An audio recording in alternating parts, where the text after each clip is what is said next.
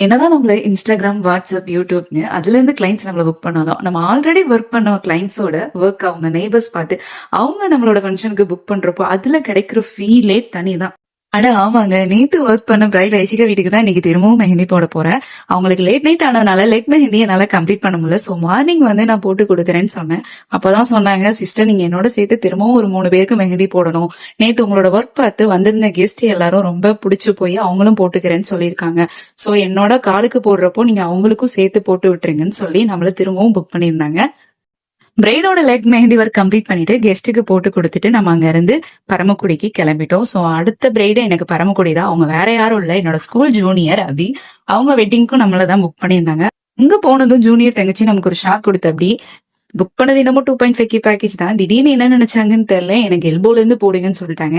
அவங்க கேட்ட மாதிரியே ஃப்ரண்ட் அண்ட் பேக் பினிஷ் பண்ணிட்டு அங்க இருந்து நான் கிளம்பிட்டேன். உங்க வெட்டிங்க்கும் நான் மெஹந்தி போடணும்னு நினைச்சீங்கன்னா மறக்காம நம்ம பேஜை ஃபாலோ பண்ணிட்டு இன்ஸ்டால டிஎம் பண்ணுங்க. இன்னொரு வீடியோல பார்க்கலாம். பாய்.